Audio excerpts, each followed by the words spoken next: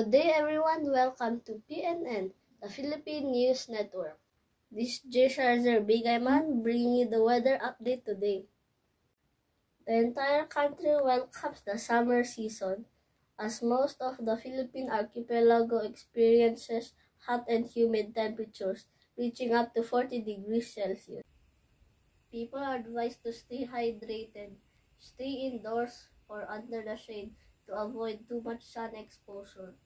The temperature is expected to go down in a week or so. Stay cool and stay tuned for more updates.